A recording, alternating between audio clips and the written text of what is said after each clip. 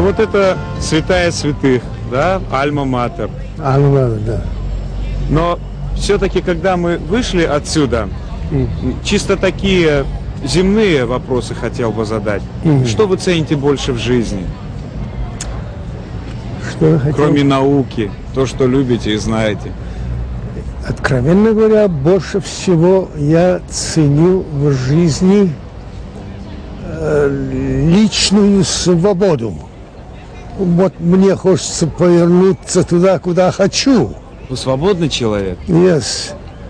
Я думаю, что ничего более высокого и ценного я не ощущаю. Какое место занимает семья в вашей жизни?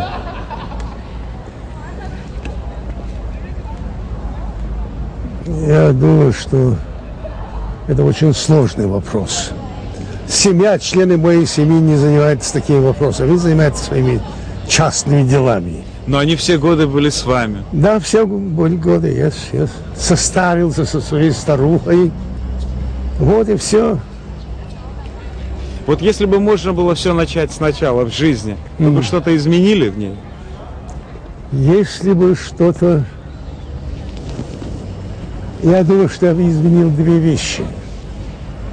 Во-первых, если было возможно, я бы сделал некоторые меры к тому, чтобы Россия, где она находится сейчас, в ее положении, не находилась на втором, третьем положении. Но это говорит о том, что вы добрый человек. Yes. Но не только добрый человек, это очень опасно, это нехорошо для мира. Вот смотрите, что получается. Одна страна бомбит, атакует, бомбит. Это Америка, Ирак. Я их не называл. Но Ирак, это же тоже живые люди. Да, конечно. В России, например, дети какого-нибудь генерала. От того, что они дети генерала, не перестают быть генералами, детьми. Это нехорошо. А вы знаете, профессор, вот вы, конечно, помните великого писателя Льва Николаевича Толстого. Да. И он сказал, что никто не может распорядиться судьбой другого человека, убив его. Это варварство, yes? Варварство, Толстой прав, yes. Толстой прав. Но ведь ракеты создавали, чтобы убивать людей. Но не совсем так. Не совсем так. Я сделал бы все возможное для того, чтобы ракеты были изъяты из вооруженной роли. Нужды нет в этом никакой. Ракеты и особенно, скажем, нуклеар, атомная энергия. Это не цивилизованные методы борьбы. Так почему все-таки человек такой кровожадный, такой злой? Это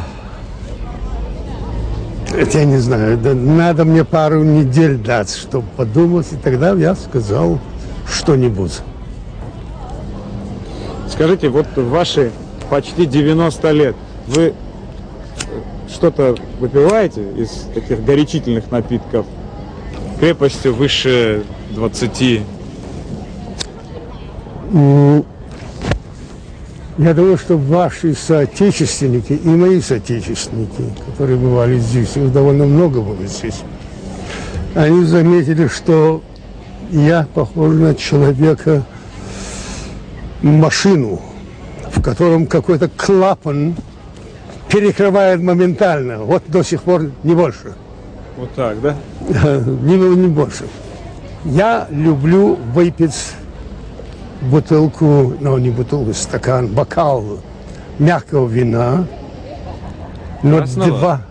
Красного. Но 2 бокала, это уже много, клапан запрещает. А вот из более высокого градуса, виски? Виски я... Время от времени я пью виски. Вот такую стопочку, вот скажем. Но не больше. Больше не идет. Больше не идет.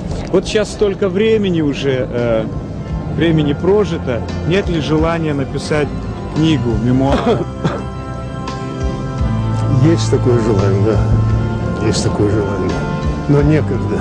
Некогда? Некогда. Григорий Александрович Токати не кривит душой, когда говорит, что ему некогда заняться мемуарами. Просто нет времени. Чтобы мне встретиться, пришлось вести долгие переговоры с его секретарями и помощниками. Потому что выбрать свободный день у человека, чей график расписан на много лет вперед, дело очень сложное. И тем не менее, мы встретились в том самом университете, в котором Токати долгие годы руководил департаментом аэронавтики и космической технологии. Он уже 4 раза подавал в отставку, но с ученым такого уровня университет расстаться не собирается. Первая отставка моя состоялась в 1975 году. Меня отправили тогда в малоразвитые страны, потому что тогда вопрос стоял о быстром развитии науки и техники в этих странах. И я взял с собой опыт этого департамента. Тут был тогда другой глава департамента. Леви был его фамилия. А потом этот человек появился, моим наследником стал. Он уже объединял и механику, и технологию, и науку, и аэронавтику. Все стало в одном лице. Один глава.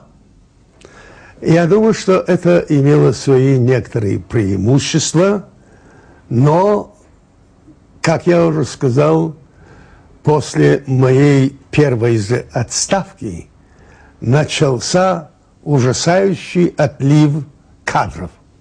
Которые были собраны вами. Да, которые были собраны. Я собирал свои кадры очень просто. Позвоню, скажем, в British Aircraft Corporation. Позвоню Sir George Edwards и говорю ему, I phoned to George Edwards and told him that I want that man. And мне этот человек нужен. Если он возражает, я ему говорю, ну, я игнорирую твое возражение, я все-таки забираю этого человека. Вот так собрал очень сильный коллектив.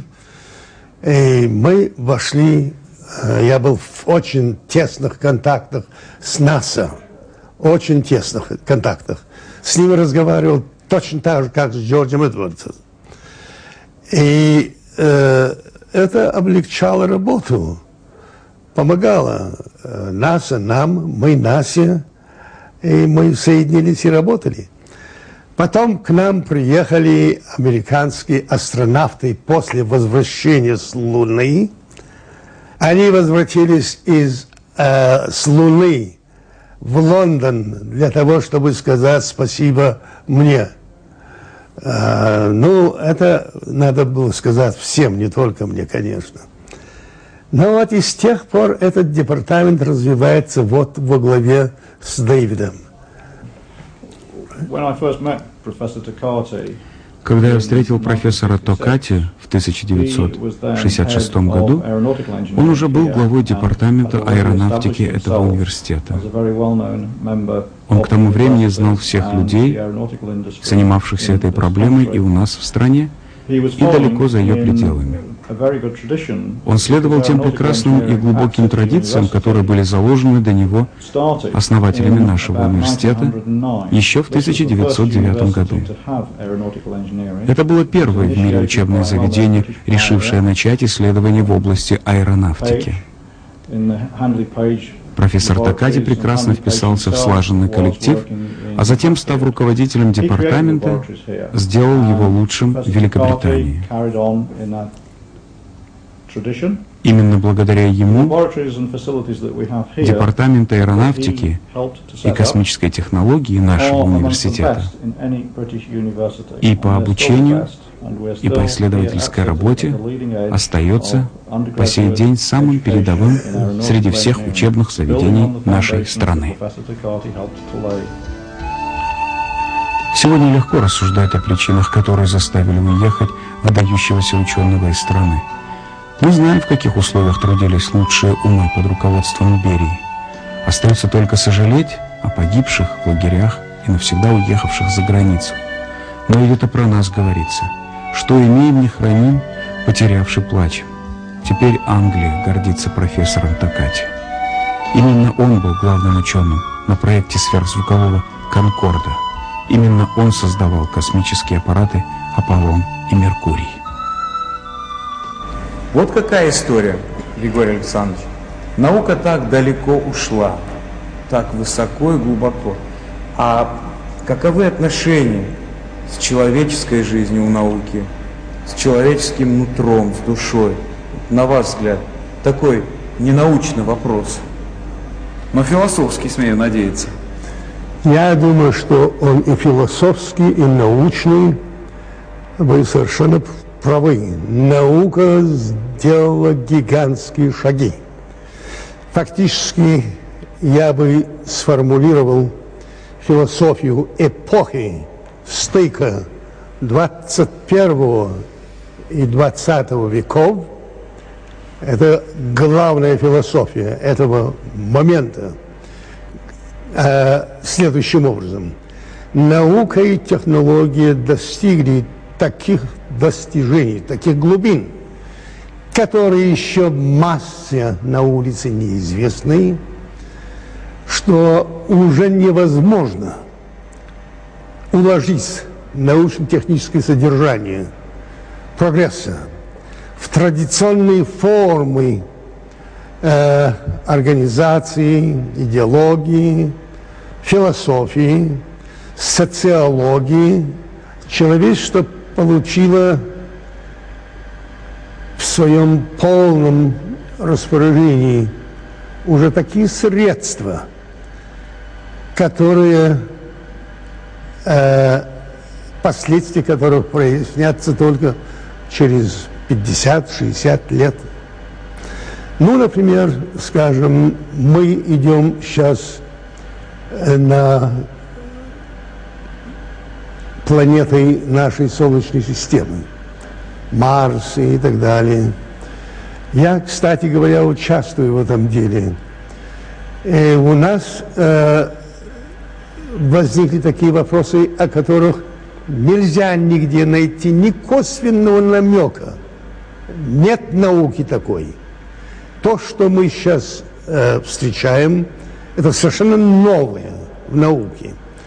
Например, Ньютон дал нам свои законы движения, но они уже не годятся. Мы их должны растянуть. А растянуть значит исправить. Меня называют уникальным математиком. Я думаю, что это преувеличение, но я все-таки должен сказать, что даже уникальному математику просто невозможно понять то, что мы делаем сейчас. К слову сказать, расстояние. Мы читаем в книге книг, вы знаете, что такое книга книг, что сначала Бог создал небо и землю. Ну хорошо, но я занимаюсь траекториями, вот я лично занимаюсь траекториями. А что было до начала? Сказано, сначала или в начале Бог создал пространство и вещество. А что было до начала? Ведь до начала из этого определения следует, что ничего не было. Ничего означает ничего. Что такое ничего? Это не пространство, не вещество. Ну, раз так, как же и где же, кто же и мог создаться? Я думаю, что наука нуждается сейчас в совсем другом подходе. Подход заключается в том, что мы еще не начали даже прикасаться к обновлению наших социальных представлений, идеологий. Если мы не поторопимся заняться этими делами как можно скорее, я думаю, что нас ожидает огромный комплекс осложнений в предстоящем новом столетии. Мне хотелось бы завершить ответ. Это я назвал его философией эпохи. Я бы сформулировал это так. Сейчас, если взять, например, термодинамику, если взять электродинамику, и если взять новейшие достижения атомной физики, что там происходит, и если присоединить все это, погрузить все это в головную головку межконтинентальной ракеты, то эта ракета прибыла бы в такие места, в такие пространства, где нет никаких законов, охватывающих того, что мы туда упаковали. Иначе говоря, мы идем впереди научного прогресса до такой степени, что еще даже не догадываемся, что мы делаем. 50 лет назад, когда вы вне Советского Союза начали заниматься наукой, то, что вам дорого, то, что вы умеете, и вопрос напрашивается следующий. Как это вам удалось, не зная языка, английского языка? Как мне удалось узнать? Ну, прежде всего, я хотел бы напомнить о одном или двух элементарных вещах. Когда я прибыл в Англию, я владел почти в совершенстве немецким языком. Ну, русский, конечно, но там еще всякие другие языки. Но не английский. Не английским еще. С английским языком мне было иначе. Я начал свою работу здесь, в двух очень выдающихся учебных заведениях. Имперский колледж науки и технологий – это амбар Нобелевских премий.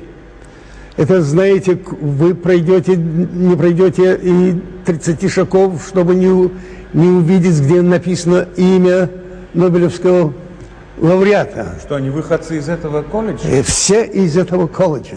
Вот я вас сегодня поведу и покажу вам, где это делается. Это, во-первых, когда вы попадаете в такую атмосферу, то знание как-то само по себе идет. Это имперский колледж. Одновременно я был представлен на научную работу в Кранфилдский колледж аэронавтики. У нас в СССР ничего такого не было. Ну, самое близкое, что можно было бы назвать, это Академию имени Жуковского. Но это была политизированная академия. Мне пришлось, собственно, меня протащили через Имперский колледж и колледж аэронавтики. Я не боюсь преувеличения сказать, что я окончил эти университеты. Если меня сегодня кто-нибудь спрашивал о моем образовании, то можно было бы сказать, что я человек без начального образования. Человек, который после отбытия на Запад имеет за собой теперь Академию имени Жуковского, физико-математический факультет Московского университета, Имперский колледж науки и технологий и Кранфилдский колледж аэронавтики. Кранфилдский колледж, собственно, протащил меня в буквальном смысле через самые суровые, еще никому неизвестные науки. В Кранфилдском колледже мне пришлось заниматься такими вопросами, о которых мы понятия не имели, куда мы идем. Но пришлось разрабатывать все заново, математические теории, физические теории. И главное заключалось в том, что я в это время одновременно теорию соединял с промышленностью. В Великобритании имеется авиационная фирма, называется British Aircraft Corporation, где самолеты делаются. И вот я денно и ночно работал в этом учреждении. Теория, практика, теория, практика, теория, практика. И язык как-то пришел, я даже не заметил, как пришел язык. Даже не заметил. Сейчас я более-менее свободно объясняюсь на хорошем теоретическом уровне, скажем, ну, по-русски, конечно, по-немецки, по-английски, по-французски, ну, скажем, 6-7, с натяжкой 8 языков. Когда вы занимаетесь такими делами, то одно идет к другому. Меня очень заинтересовал, например, китайский язык. Китай делается очень выдающимся аэрокосмическим государством. Но как же можно пройти мимо такого государства, не владея основами его языка? Вот и случилось, что получается. А вот свой язык осетинский. Я думаю, что свой язык немного страдает. Но мне кажется, что в осетинском языке совсем другого рода беда. Я понимаю, что Осетия маленькое государство, маленькая республика. В таких случаях, как говорили, до Эльхота доедешь, дальше не годится. Но дело не только в этом, дело не в «не годится». В мире много маленьких государств, в которых языки развиваются, культура, знаете, как весенний луг, прямо тысячи цветов развивается. Это может быть и в Осетии. Но у нас вот что получается. Ваша фамилия. Как ваша фамилия? Салбиев. Салбиев. Вы знаете, что И, В, Иев – это не осетинское. Это пришедшее. Ну, я слышал, что раньше были Шалбион, Фарнион. Окончание, как вашей фамилии. Yes. У меня имеется старый друг в Турецкой академии наук. Старик глубокий. И он мне говорит: вы знаете, ваша фамилия, откуда происходит моя фамилия. А он мне рассказал, что если копаться глубоко в это дело, то ваша фамилия означает место Токат. Токат, есть такой город в Турции. Токат означает место ежегодных сборищ принцев. Меня это удивило, слушайте. Беда заключается в том, что на нашем осетинском языке это неплохо, но и не очень хорошо. Слишком большое засилие неизбежной русификации. Имейте в виду, если речь идет о знании русского языка, русский и так далее, я такой же русский, как любой русский. Я не Россия моя родина. Но факт остается фактом. Что бы мы ни взяли, обязательно русифицируется. Например, Алагир. Что такое Алагир? Название города. Алагир. А почему вы говорите Алагир? Алагир. Почему нельзя сказать по-осетински? Да, как интересно. Вот вы из Эльхотова. Да. А вот меня заинтересовал вопрос, откуда это название Эльхотова? Это арабские слова. Эльхот. Нашим словаристам следовало заняться разрусификацией и дать осетинскому языку его нормальные, естественные произношения. Это было бы хорошо.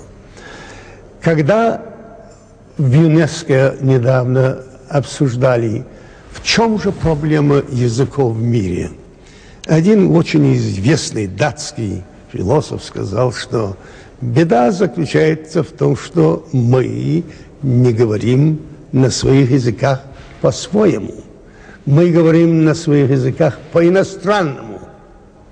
Я думаю, что рано или поздно так называемый национальный вопрос, который все время обостряется, одновременно, между прочим, с господством основных языков английского, русского и так далее.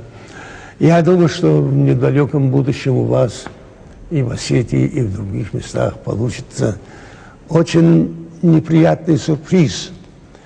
Народы станут перед выбором говорить по-своему или говорить на своем языке по-иностранному. Вы пока говорите по-иностранному.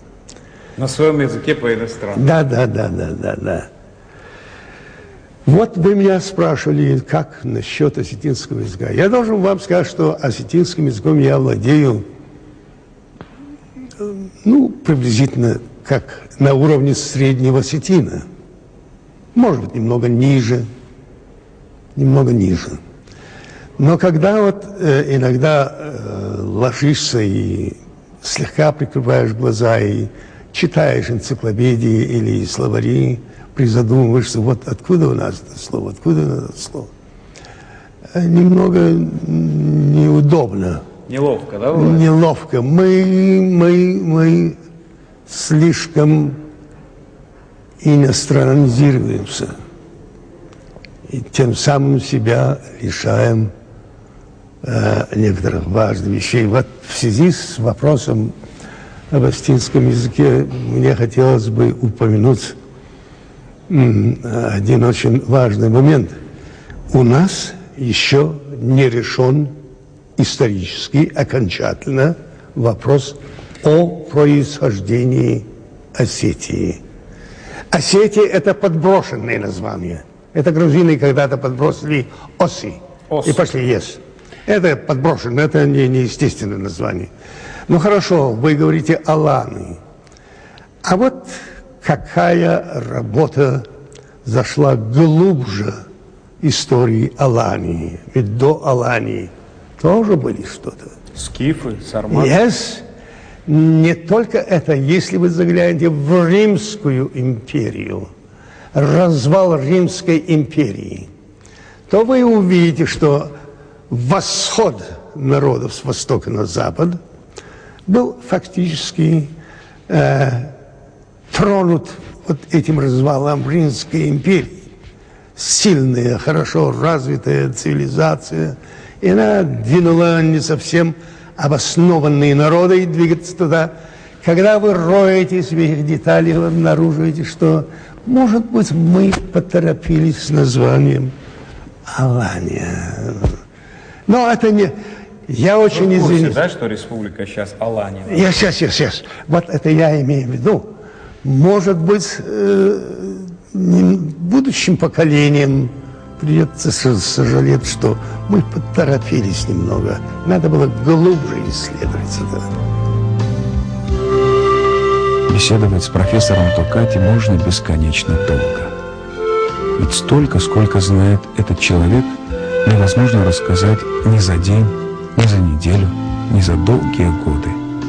Уникальность профессора в том, что даже одно, казалось бы, случайное слово, сказанное собеседником, заставляет неутомимый мозг ученого выстраивать свои, только ему известные цепочки логических умозаключений, которые приводят в итоге к новому, более совершенному знанию.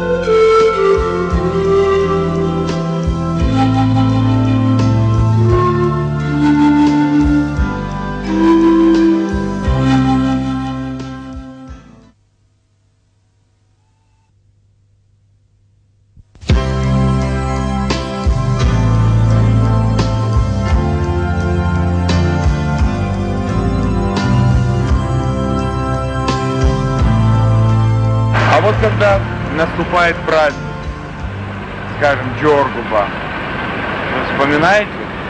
Каждый праздник мы собираемся. Мы живем в 3 домах. Либо в одном доме, во втором, в третьем, скорее всего, по очереди. Мы собираемся и празднуем.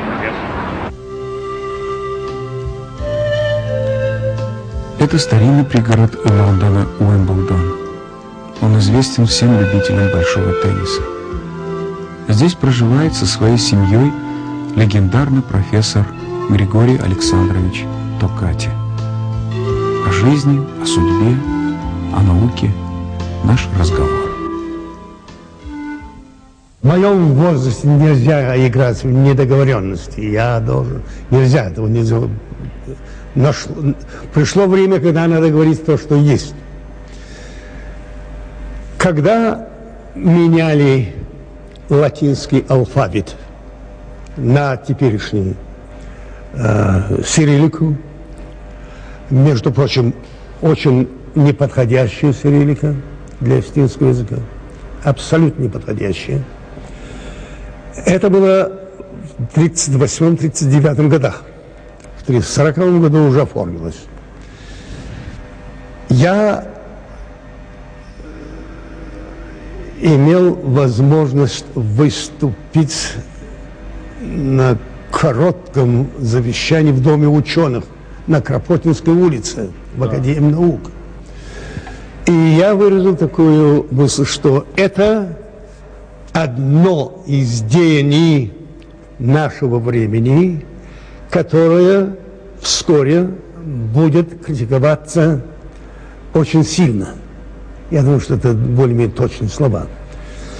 Эта перемена противоречила так называемой Сталинской Конституции 1936 года, где говорится, никакое прямое, косвенное, расовое, религиозное и другое дискриминация не разрешается, преследуется законом. Есть такая, я думаю, что статья 25 Конституции. Видели, в чем дело? Тогда и произошла небольшая трагедия с Коста. Приблизительно в это время шел перевод Коста Хитагурова в Академии наук. И я по этому поводу и выступил. Я думаю, что перевод Коста, собрание сочинений Коста Хитагурова было неудачным. Если тогдашние переводчики еще живы, я им шлю мои любовь и уважение. Если умерли, пусть они не беспокоятся. Я их всегда поддержу. Но это была ненужная, поспешная, но не поспешная, может, даже запоздалая, а чрезмерно упрощенная трактовка русского литературного языка с осетинским, тогда еще не литературным языком. Перевод Коста сейчас иногда противоречит тому, что хочет сказать.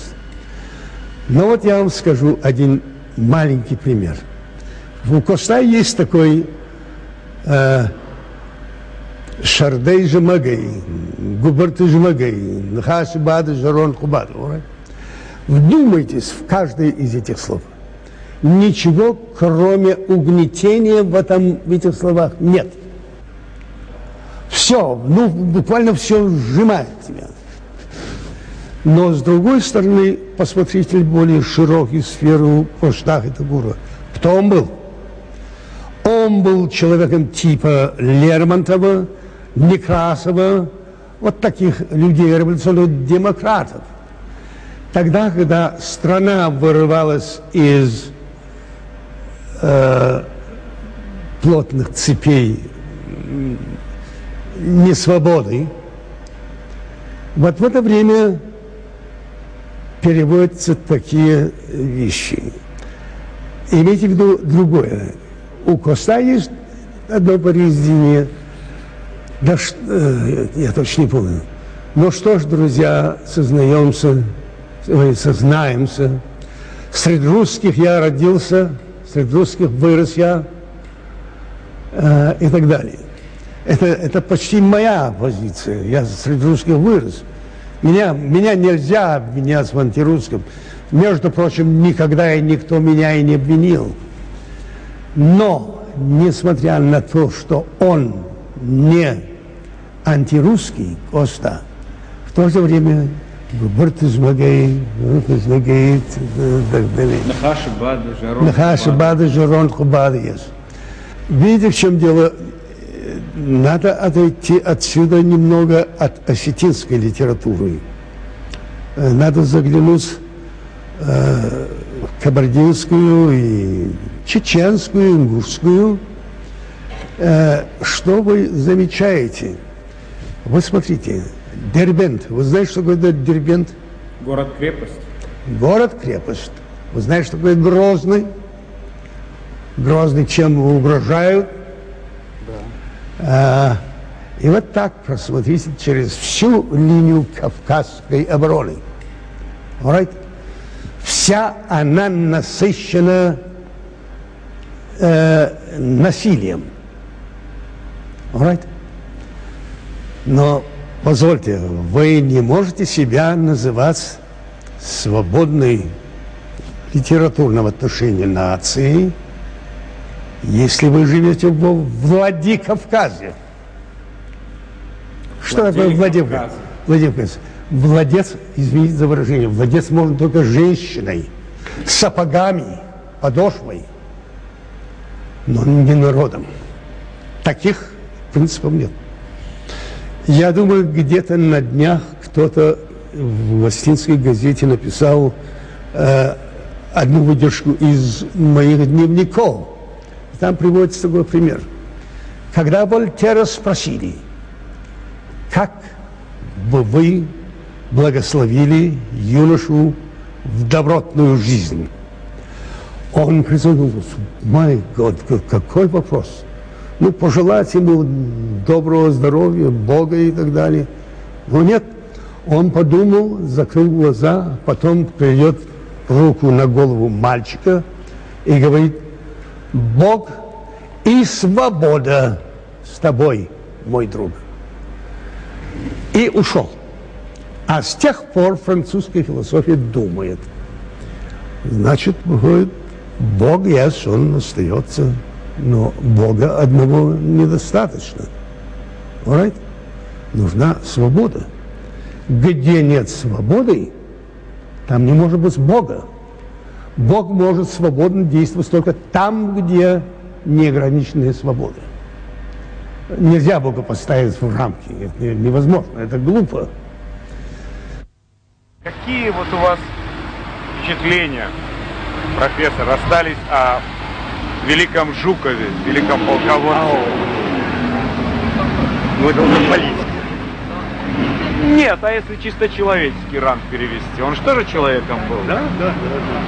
Который был в забытье последние, ну, как минимум, десятилетия в Советском Союзе.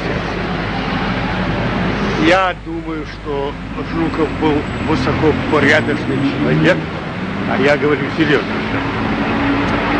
Я бы считал Жукова на один аршин выше, чем, скажем, Соколовского. Соколовский был после Жукова, да. Я думаю, что Жуков у меня охотно пошел бы где-нибудь на краю фронта, лежать рядом. Я бы не беспокоился.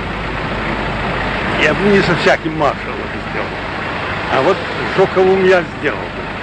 Хотя он со мной разговаривал языком сволочь, сукин сын, но любя. Извините, говорит, это, и так далее, и так далее. Вот так разговаривать. Хотя пойдешь с ним, он ударит в сторону, в стол так, и такие матом. Я доверял этому человеку всегда. Когда его отозвали в Москву, это было в сентябре 1946 года, кто-то распорядился, чтобы на приеме, на прощании старший советник генерала. Жуков, я сидел над ним, как раз он говорит, что это? Кто это приказал? Что такое? Ты проходи, я тебя посажу рядом с собой. И пусть мне тогда говорят, что и так и сделал он. Так и сделал. Это показывает порядочность человека. Он не считает себя рискующим человеком. Ну и то, что он ценил вас, ваш ум. Я думаю, что ценил он это. Мне казалось бы, что он мне доверял. Естественно. Он мне доверял 100%. Для меня это было важнее всего, что он мне доверял. А в каком году это было, когда вы за круглым столом сидели? Жуков, рядом с ним вы, Эйзенхауэр. Это 45-й год. В 45-м году. И кто еще был третий? Эйзенхауэр, Монтгомери, английский фельдмаршал, Деля, тогда не французский, Жуков. Четвером, да? Четвером. И моих советников. В жизни профессора Токати были удивительные встречи, знаменитые собеседники, исторические события. Собственно говоря, профессор Токати сам своими руками делал то, что принято называть историей. Ведь все, что было создано им, не просто повлияло на жизнь многих людей. Это в корне изменило и ускорило бег времени. Если бы сравнивать Ленина, Сталина, Троцкого, у него особая судьба, я бы сказал, что в отношении руководства государством Сталин стоял, probably, на две головы выше, чем Ленин. По крайней мере, практически организационные вопросы. Может быть, у Ленина были более развитые идеологические концепции, но он был фанатиком. Вы знаете, когда вы читаете «Ренегат Каутский» и «Проблемы большевизма», просто невозможно понять, как к этому человеку. Отдайте ему все за него. Но не получается. Это был фанатик. Фанатик в том смысле, что фанатику думать не полагается. Когда течет вода, вот вода течет туда. Не прикажете ей течь сюда. Вот фанатик течет туда. Правильно или неправильно, это не важно. Положено течь, а вот течет туда. Ну это же страшные люди такие. Yes, вот в этом разница между Лениным и Сталиным. Опять-таки террор, слушайте, в Осетии, возьмите Осетию. Там же ни один же руководитель не выжил. Обкомовский, никто не выжил. Террор был. Но зато чувствовал, что хозяин был.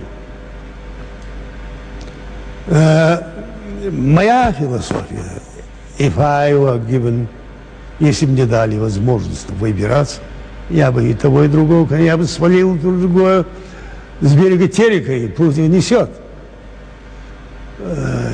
Есть лучшие, более ясные, совершенно конкретные методы ведения хозяйства. Но это уже вопрос другой. История не имеет сослагательного наклонения. Мы можем только предполагать, как повернулась бы судьба Григория Александровича. Что было бы, если бы в 1948 году он не уехал? Этот вопрос останется без ответа. Профессор Токати смотрит гораздо глубже и дальше, и горизонт его мысли во много раз шире горизонта нашей планеты. И такой поистине вселенский взгляд дается только тем, кто готов пристально вглядываться в бесконечность. Совсем недавно, совсем буквально месяц тому назад, в Англии появилась книга. И в книге говорится, моя фотография и самолет. Самолет «Утка». И что этот самолет был спроектирован под руководством руководством военно-воздушной академии имени Жуковского в 1900 годы войны. И считался сверхсекретным и так далее. Опубликовали. Я понятия не, я даже забыл об этом самолете. Ну вот публикуют так, так и узнают. Люди узнают. Не знаю, у меня часто дома нет. Да. Я живу по билету Америка здесь, так что... Конкорд, да? Конкорд, да. Это правда, что это пожизненно бесплатный билет? Да, Сколько часов налетали, если вот так подумать? Кто-то посчитал, говорят, 88 тысяч часов. Но это все нормальные полеты между... 13 часов в один конец, да? В один конец, да. А как, легко вы переносите самолет? О, я люблю летаться. Они уже знают, особенно когда обычно самолеты. Крылья обычно вот так вот болтаются. Да. Меня это привлекает. Я люблю это, сидеть с самого конца, чтобы меня качало так. Да. Я знаю, что происходит в этом месте. Конечно. И я главный ученый Конкорда. Но вы чувствуете в воздухе гордость за свое детище? Или просто уже не думаете об этом? Да, я не думаю об этом. Скорее всего, я сажусь, и это хорошее время. Бумаги — это хорошее время для меня решить определенные уравнения. Это удобно. Никто не мешает. Обычно там контрольные места расположены так, что если я или Джордж Эдвардс летаем, кто-нибудь сидит в этом месте. Никто другой не может там сидеть. Вот как. То есть персональные места? Более-менее персональные, да. А сколько лет коллеги ваш, Эдвард? 87. 87. Выходит, что он наш одного года где-то, да? Но он чуть помоложе. А не хочется год своего 90-летия все-таки выпустить мемуары? Ведь известно, что вы вели дневники много лет. Я думаю, что нет, не удастся. Сейчас скажете, нет времени. Нет времени. Но желание есть? Желание есть, но... Вот я дал, просто так повел Люду с собой, я говорю, вот, пожалуйста. Так, и она делает, что я кто-нибудь напишет. Но Людмила выпустит это в газете, где она является редактором. Когда-нибудь еще кто-нибудь приедет с такими намерениями, если я опять возьму. Вот так. Все. А так, сейчас за мной числит, я думаю, что 13 книг. Да, это известно нам. И не все они написаны мною. А те публикации, которые не подлежат пока оглашению, это я не знаю. Не положено. Ну когда-то же все равно станет Срок явью. Все, что тайное, станет явью. Да, но это будет неприятно, скажем, определенным кругам в Москве. Потому что придется тогда менять отношения, ориентации? Нет, что? отношения личности. Личность. Нет. На что делать? Ведь, как вы говорите в последнее время, я не в том возрасте, чтобы оставлять недоговоренность. Да, это я не буду. Но, с другой стороны, я подписал всякие обязательства. Настолько многое, что на старости мне было бы не к лицу отрекаться от этих обязанностей. Я думаю, что ничто не сможет повернуть что-то в вашей репутации ученого, профессора в какую-то худшую сторону. Вы уже человек планеты. Меня мало интересует и так далее. Меня это совершенно не интересует. Я работаю сейчас над трехтомной историей. Истории науки и технологии. Это последние 300 лет. Я думаю, что я должен будет кончить. Это великий труд, конечно. Это будет большой труд. Я думаю, что я тут уже сделал, может быть, что-нибудь 85%, может, некоторые части немного больше. Я должен буду кончить. Во сколько начинается ваше утро и во сколько начинается ночь? Сон. Сколько вы спите? Yes. Я думаю, что это уже написано кое-где, не мною, а обо мне. В среднем я работаю 16,5 часов в сутки. 16,5 часов в сутки. Для меня нет такого понятия, как идти в постель, выключить свет и заснуть. Такого не бывает. Я должен прочитать что-нибудь, 2-3 страницы, 5 страниц, и тогда я спокойно лягу спать. У меня нет такого понятия, как усталость. Только в последнее время начинаю уставать. Но такого понятия, как усталость, у меня нет. Когда я работаю над математикой, в некоторой области, мне не нужны никакие компьютеры. Я иногда, меня Джордж часто спрашивает, откуда ты берешь? Я смотрю на потолок и говорю, оттуда, с потолка я беру. И он говорит, вот извините, я говорю, вот так. Я хотел бы, чтобы я тоже был такой. Мог ли мальчик из осетинского села Ставдорт представить себе, какой огромный путь ему предстоит пройти? Знал ли он, глядя на звездное небо, что именно с его помощью человечеству станут ближе и Луна, и Марс, и Меркурий? Мечтал ли он, садясь за руль первого в Осетии трактора «Форцон», что через полвека самолет «Конкорд», созданный при его участии, будет летать быстрее скорости звука? Может, об этом и мечтал маленький Гокки, профессор Григорий Александрович Токати в самом начале 20 века. Нашу программу будут смотреть в России. Что бы вы хотели пожелать россиянам и нашим соотечественникам маленькой, но гордой Осетии? Сначала маленькая должно иметь преимущество. Можно в камеру? Yes. Осетии, что я хотел бы сказать Осетии? Я отмечу то, что уже отмечал. На вашей конференции или конгрессе Возрождения меня поразили два выражения. Может быть, вы уже знаете о них. Один, я думаю, что он турок, выступает, говорит, мы, турецкие осетины, говорим своим собратьям, что на улице нельзя выходить нам непристойными, или в непристойном виде, потому что мы осетины. Поняли, да? Это первый.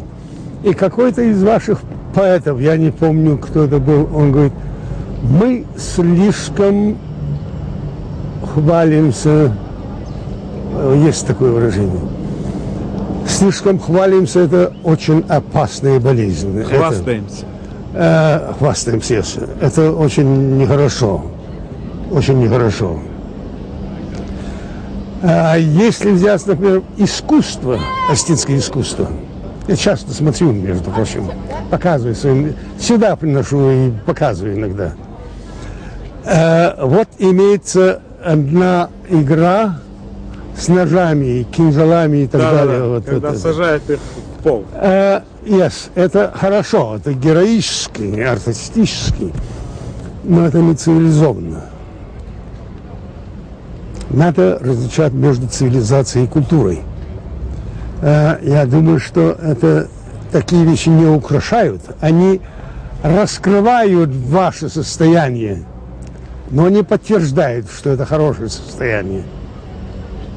Понятно? Спасибо. Я Я благодарю вас за то, что вы нашли время. Я благодарю за этот портфель. Все старый. Ему более 20 лет, в то время, когда профессор Токати был главой департамента. Здесь никаких комментариев не делаю. Земля круглая, может быть, мы здесь снова и встретимся. Спасибо и счастливо. Из Лондона Аким Салбиев.